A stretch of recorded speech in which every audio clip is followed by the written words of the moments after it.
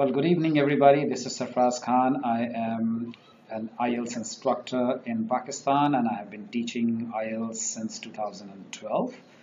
And today it's my first video cast for you. And today we all are going to talk about the IELTS academic reading. My basic focus would be on academic readings. Okay, so let's get started without wasting the time.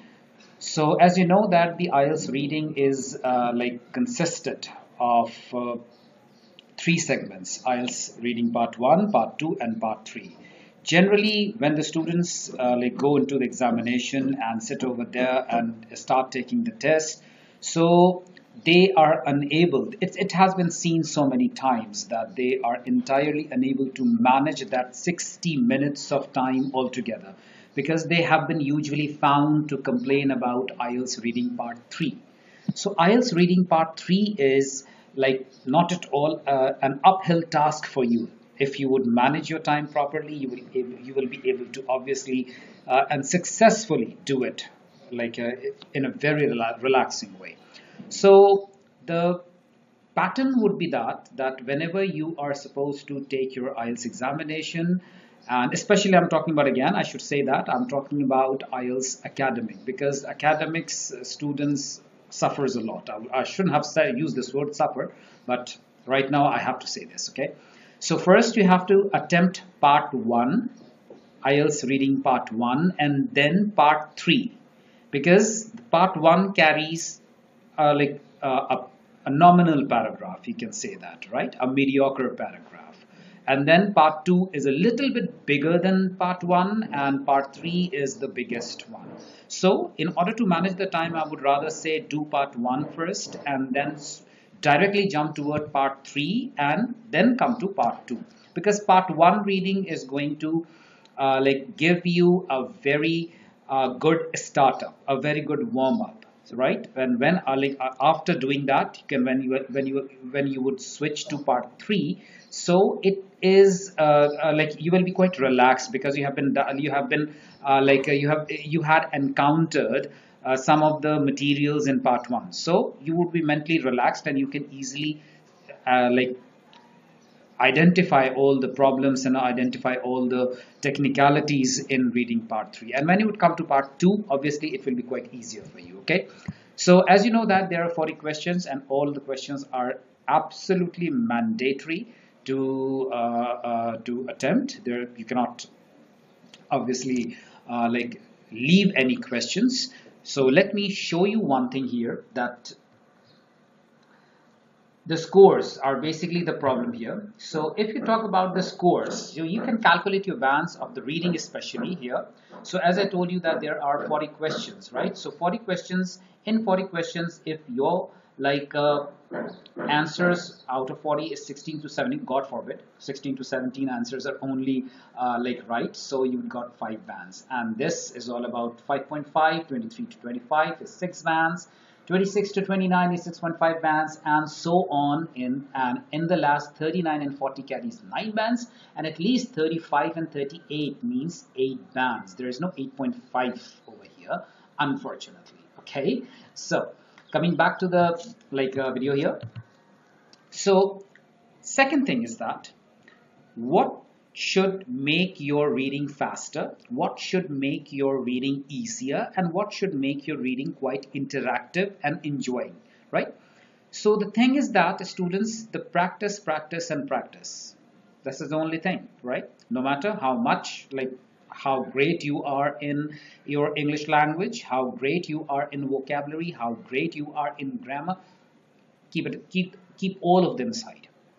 Practice is the most important thing, because the questions over there in the IELTS segments, the reading segments, they are quite tacky, and they never asked you the direct questions. They usually use the synonyms either in the questions or in the answers. They always ask you the questions in an indirect manner, and it is quite sometimes becomes very difficult to understand them, right? So this is what you have to be very much careful about. And as far as the grammar is concerned, so you need to have some handy grammars, like basic grammars like tenses, simple present tense, simple past tense, Okay, and present, the difference between present perfect and like simple past tense, it's quite important to know about it because there are so many questions. Sometimes they trap you in the situations between simple past and present perfect. Okay, and then like past perfect tense and past perfect progressive tense. These are some of the tenses, and after that you have to focus on active passive and direct indirect. In other words, we call them narrations. Okay, so if you would practice them properly, so it will become quite easier for you to understand most of the segments. Even your writing would become quite easier for you. Right now, the main part is basically the vocabulary. You should be very much, I repeat, you should be very much well, like pretty much confident. You must be confident enough to like understand certain vocabularies, certain academic vocabularies. Okay, if I talk about the word latest, so latest has another word known as contemporary. So the IELTS is going to use the word contemporary, and if you do not know that, it's not an IELTS fault, because IELTS is taking it as a normal word. For the IELTS, it's a normal word, but for you and me, it can be a difficult word, but we have to work on it. We have to improve our vocabulary in this sense. I'm not talking about technical vocabularies. I'm not talking about any terminological vocabularies of chemistry, physics, mathematics, or any other psychology topics. No, never. Right? So these are the things that you have to be very much careful. I don't have that much time to tell you in detail. Well, it's a huge topic, but we have to discuss it in like obviously in a detailed manner. But I'm just telling you some of the like highlights here, right? The next important thing, if you are an academic student and taking an academic IELTS test, remember one thing: the topics of the reading. The topics of the readings are really difficult. Let me show you some of the topics here. Right? So here you can see a return of an artificial intelligence. Obviously, if you have no idea about the artificial intelligence, obviously you are gonna suffer it a lot, right? AI, what we call it, we use it in most of our mobile technology nowadays. Okay, so some of the I'm just showing you the topics here. Okay, so this is like they have got so many scientific topics. They focus most on scientific topics and the psychological topics. Okay, so let me like discuss first the scientific topics, some of the scientific topics. The scientific topics: the return of the artificial intelligence is there, right? And then we have got the coral reef of Agari Island. So they have discussed so many so many social behaviors and so many changes related to some of the coral reefs, that is an underwater sea plant. So they have talked about that, and they also have talked about a lot of fish and fishing activities done in this island. So if you have no idea about what is coral reef, obviously you're gonna suffer, but it's not the IELTS fault. IELTS knows that you should know about it. Being a student, what is coral reef? Maybe it's for you and for me, it can be a difficult word, but not for the IELTS department. Okay, so coral reef of Agari Island. So it's not important to know about the Agari Island. They're going to let you know about it, but the coral reef is the most important thing here. The next thing that we have is here the bakelite. The bakelite, obviously, it's a terminological name, and they have, whenever you would have any sort of terminological words like that, so they always make you understand in the very first paragraph. It is mandatory. Okay, it is confirmed. You should not be like worried about it. Okay, well, I don't know anything about bakelite, so what would I do about it? No, it's not at all possible. They are going to let you know about it. Okay, and some of the psychological topic over there, like we have got early childhood education. All the psychology related to the child education is they're going to discuss in this this chapter, in this like segment. Okay, we have got nurture and nature. Obviously you should know the vocabulary of nurture and nature is quite important. Okay, for you and me it can be difficult, but for the IELTS not at all. Okay, and like we have got other, as I told you, about artificial intelligence, scientific topics and other things. There are so many topics like that, but obviously we cannot discuss all of them over here. Okay, so these are some of the segment that I had like discussed in this video. So if you would be having any sort of queries, you can ask me in my comment section. You can ask me through my email, right? So I will be more than glad to help you out. So hope you might have received some of the informative information.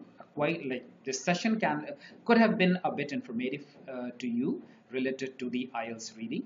But remember, one last thing that I would definitely let you know, just again, I want to remind you that please improve your vocabulary. And how to improve it? The best way to improve your vocabulary is the newspaper, the English newspaper, right? So read the newspaper, improve your vocabulary, read your like favorite topics, whatever the topics in politics, in fashion, in comic sections, in business, and sports, whatever you like, read them. Improve your vocabularies, okay?